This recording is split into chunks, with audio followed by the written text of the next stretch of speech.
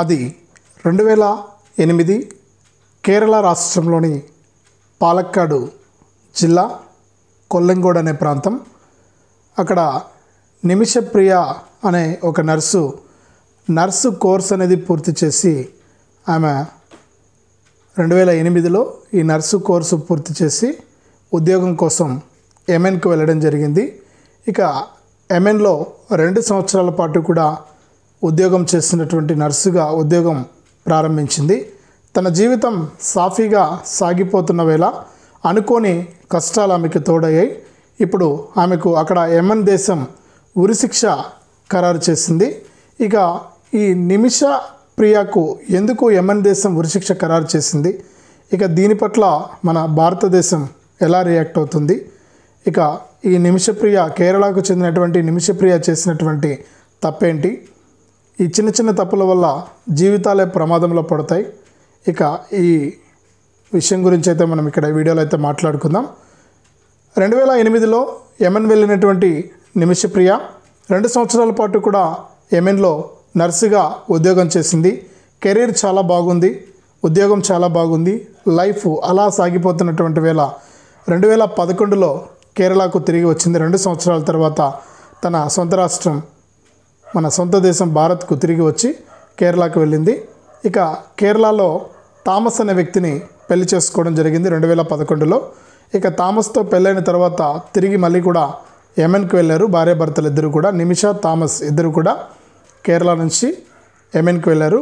ఇక యెమెన్లో ఇక్కడ వస్తున్నటువంటి అంటే ఉద్యోగంలో వస్తున్నటువంటి సంపాదన సరిపోక సొంత క్లినిక్ ఏర్పాటు చేసుకుంటే, అంటే 2 సంవత్సరాల ఎక్స్పీరియన్స్ ఉంది, అన్నీ కూడా తెలుసుకునింది.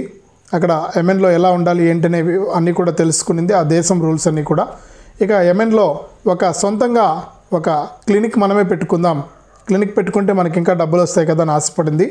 ఒక క్లినిక్ తెరవాలనుకుంది. కానీ అక్కడ క్లినిక్ పెట్టాలంటే ఆ లోకల్గా ఎవరి సపోర్ట్ అయినా ఉండాలి. అక్కడ ఈ ప్రయత్నంలో అంటే ఈ నిమిష ప్రియ థామస్ జంట ఇద్దరు కూడా అక్కడ క్లినిక్ ఏర్పాటు చేసేందుకు వారు ఒక లోకల్ వ్యక్తిని అడిగారు. అతను ఒప్పుకోలేదు ముందుగా. తర్వాత మరొక వ్యక్తిని, ఎవరైతే థామస్ ఫ్రెండ్ ఉన్నాడో అతను మెహదీ అనే అతన్ని కలవడం జరిగింది. ఇక అతని భాగస్వామ్యంతో ఈ అల్ అమీన్ అనే క్లినిక్ని అయితే ప్రారంభించారు నిమిషప్రియ కేరళలో.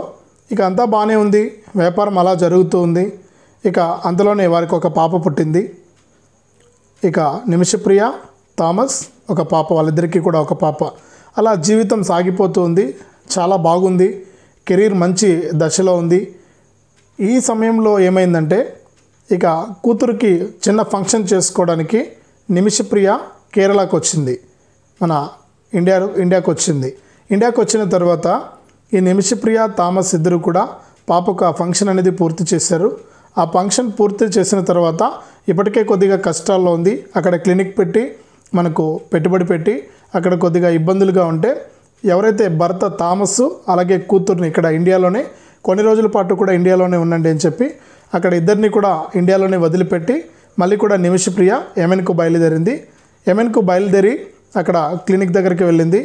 ఇక అక్కడ నుంచి ఈ నిమిషప్రియకు కష్టాలు అనేవి మొదలయ్యాయి. చూడండి జీవితం ఎలా ఉంటుందో, జీవితంలో పాఠాలు ఎలా ఉంటాయో. ఇక అలా సాగిపోతున్నటువంటి వేళ ఇలా సడన్గా ఆమెకు దురదృష్టం రావడం, ఆమె లైఫే చల్లా చెదరైపోవడం జరిగింది. ఇక యెమెన్కి వచ్చినటువంటి ఈ నిమిషప్రియను అక్కడ ఎవరైతే వ్యాపార భాగస్వామి ఉన్నాడో మెహదీ, ఆ మెహదీ ఈమెను వేధించడం ప్రారంభించాడు నిమిషప్రియని. ఇక నిమిషప్రియను వేధించడమే కాకుండా ఇక్కడ వస్తున్నటువంటి క్లినిక్లో వస్తున్నటువంటి ఆదాయంలో నాకు సగభాగం నువ్వు ఇవ్వాలి అని చెప్పి డిమాండ్ చేశాడు నిమిషప్రియను. ఇక డిమాండ్ చేయడమే కాకుండా నిమిషప్రియకు సంబంధించినటువంటి పాస్పోర్ట్ లాక్కున్నాడు, మరి ఇతర పత్రాలని కూడా లాక్కున్నాడు. అక్కడ ఉన్నటువంటి లోకల్స్ అందరికీ కూడా నిమిషప్రియ నా భార్య అని చెప్పుకున్నాడు అందరికీ కూడా. ఇలా జరుగుతున్నటువంటి నేపథ్యంలో నిమిషప్రియ వారి కుటుంబ సభ్యులకు కూడా మాట్లాడడానికి కూడా అవకాశం ఇవ్వలేదు ఈ మెహదీ. ఇక్కడ 2017లో నిమిషప్రియ అక్కడ యెమెన్ పోలీసులకు కూడా ఇతనిపైన ఫిర్యాదు చేసింది. అయినా కూడా ఈమె ఫిర్యాదును యెమెన్ పోలీసులు పట్టించుకోలేదు. ఇక పట్టించుకోకపోవడంతో ఒక ప్లాన్ అయితే వేసింది నిమిషప్రియ. ఇదే ఆమె చేసినటువంటి పెద్ద బిగ్ మిస్టేక్. అక్కడ న్యాయం కోసం పోరాడింటే సరిపోయిండు. మన ప్రతి దేశంలో మన ఇండియన్ ఎంబసీ ఉంటుంది, మన ఇండియన్ అధికారులను కలిసి న్యాయంగా పోరాడింటే కనుక మనకు సరిపోయేది. కానీ ఇక్కడ రాంగ్ స్టెప్ వేసింది నిమిషప్రియ. ఇక్కడ గుర్తుపెట్టుకోవచ్చు మీరు. ఇక ఆ దేశ అధ్యక్షుడి కోపానికి బలై యెమెన్ దేశానికి సంబంధించినటువంటి రషీద్ గారి కోపానికి బలై ఉరిశిక్ష వరకు కూడా ఏమో తెచ్చుకుంది. ఇక్కడ చేసినటువంటి చిన్న తప్పు ఏంటంటే, రాంగ్ స్టెప్ ఏంటంటే, ఎలాగైనా సరే ఇతనికి మత్తుమంది ఇచ్చి, అంటే నర్సు కదా, మత్తు ఇంజెక్షన్ ఇచ్చేసి మన పాస్పోర్ట్ పత్రాలని కూడా తీసుకొని ఇండియాకి వెళ్ళిపోదామని ప్లాన్ వేసింది నిమిషప్రియ. సరే, అంతా బాగానే ఉంది. తన ఫ్రెండ్ ఒకటి ఉంది, హనోక్ అని. ఇక ఇద్దరు కలిసి ప్లాన్ చేశారు, అంతా బాగానే ఉంది. ఇక ఎవరైతే ఈ మెహదీ ఉన్నాడో మెహదీని మాటల్లో పెట్టి మెహదీకి మత్తుమంది ఇవ్వడం జరిగింది. ఇక ఆ మత్తుమంది ఇచ్చినటువంటి డోస్ ఎక్కువైపోయింది. ఇక్కడ డోస్ ఎక్కువైపోయి మెహదీ చనిపోవడం జరిగింది. ఇక చనిపోయాడు, ఇది మన మెడకు చుట్టుకుంటుంది, మనకు చాలా ప్రాబ్లమ్స్ వస్తాయి, ఇతన్ని మనం చేసేసి మనం ఇక్కడ నుంచి సేఫ్గా బయట వెళ్ళిపోదామని ఈ మెహదీ బాడీని తీసుకెళ్ళి ఒక ట్యాంకర్లో వేసేసారు. ట్యాంకర్లో వేసేసి ఇక ఈమె 2 రోజులు అక్కడే క్లినిక్లో ఉండి డౌట్ రాకుండా అంతా కూడా సర్దుకొని అన్నీ కూడా రెడీ చేసుకుని ఇక సౌదీ, అంటే యెమెన్ నుంచి సౌదీకి బయలుదేరింది. ఆలోపే ఇతను ట్యాంకర్లో వేసింది కదా ఇతని బాడీని, అక్కడ ఉన్నటువంటి లోకల్స్ గుర్తించడం జరిగింది. ఇక ఆ బాడీని తీసుకున్నారు. ఈమె సౌదీ వెళ్తుంటే పోలీసులకు ఫిర్యాదు చేశారు. ఈమె ఎక్కడైతే యెమెన్ నుంచి సౌదీకి వెళ్తున్నారో అక్కడ ఏంటంటే ఈమెను అరెస్ట్ చేయడం జరిగింది. అరెస్ట్ చేసి 2015 నుంచి కూడా ఈ యొక్క కేసు అనేది జరుగుతుంది. ఇక ఎవరైతే నిమిషప్రియ తల్లి ఉందో అక్కడి నుంచి తన భర్త థామస్, అలాగే నిమిషప్రియ తల్లి ప్రేమకుమారి, వీళ్ళంతా కూడా ఇక్కడ ఏదైతే బాధిత కుటుంబం ఉందో, అంటే ఈమె హతమార్చినటువంటి కుటుంబం సభ్యులను కలిసి అక్కడ దేశం రూల్ ప్రకారం ఏంటంటే అక్కడ ఉన్న వారికి ఏదైనా కొంచెం డబ్బులు అనేది చెల్లిస్తే వాళ్ళు రాజీ అయిపోతారన్నమాట. ఇక దానికోసం నిమిషప్రియ తల్లి ప్రేమకుమారి కూడా మనకు ఇక్కడ ఆ కుటుంబంతో మాట్లాడడం జరిగింది. కానీ వాళ్ళు దానికి ఒప్పుకోలేదు. ఇక క్రౌడ్ ఫండింగ్ ద్వారా కూడా నిధులు ఏర్పాటు చేసి ఆ కుటుంబానికి ఇవ్వాలని చెప్పేసి అంతా కూడా ప్రయత్నం చేశారు. ఆ ప్రయత్నాలు ఏవి కూడా ఫలించలేదు. ఇక ఎట్టకేలకు నిమిషప్రియకు అక్కడ ఉన్నటువంటి ఆ దేశ అధ్యక్షుడు, యెమెన్ దేశ అధ్యక్షుడు, ఇక అక్కడ ఉన్నటువంటి దేశంలో ఉన్నటువంటి అతన్ని చంపేసింది. కాబట్టి మనకు ఉరిశిక్షను ఖరారు చేయడం జరిగింది.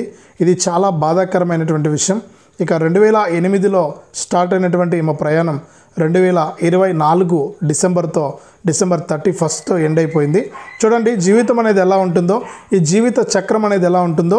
ఎక్కడైనా సరే మనం సాఫీగా సాగిపోతున్న వల్ల మనకు రోడ్డు మీద ఏ విధంగా స్పీడ్ బ్రేకర్లు ఉంటాయో అదేవిధంగా ఇక్కడ స్పీడ్ బ్రేకర్లు వస్తాయి. ఇక ఆ స్పీడ్ బ్రేకర్స్ అన్నీ కూడా చూసుకొని వెళ్తే సేఫ్గా వెళ్తాం, లేదు ఒకేసారిగా వెళ్తే ఎగిరి పక్కన పడతాం, ప్రమాదం జరుగుతుంది. కాబట్టి మన లైఫ్ ఒక స్టేజ్లో వెళ్తూ ఉందంటే అంటే మనకు దేవుడు కొన్ని పరీక్షలు అయితే పెడతాడు. ఆ పరీక్షలు మనం తెలుసుకొని ముందుగానే వాటిల్లో నెగ్గాలి. ఓడిపోయామా మన లైఫ్ అక్కడితో ముగిసిపోయినట్లే. ఇప్పుడు నిమిషప్రియ పరిస్థితి కూడా అదే. కానీ ఇక్కడ మన భారత్ యెమెన్ దేశాధ్యక్షుడితో మాట్లాడి ఈమెకు ఉరిశిక్ష లేకుండా తిరిగి సేఫ్గా మన దేశానికి తీసుకురావడానికి ప్రయత్నిస్తున్నారు. కాబట్టి జీవితంలో చిన్న తప్పులకు చేసి పెద్ద శిక్షలకు గురి కావద్దు. ప్రతి ఒక్కరు కూడా ఈ పాఠం గుర్తుపెట్టుకోవాలి. లైక్ చేయండి, షేర్ చేయండి, సబ్స్క్రైబ్ చేసుకోండి.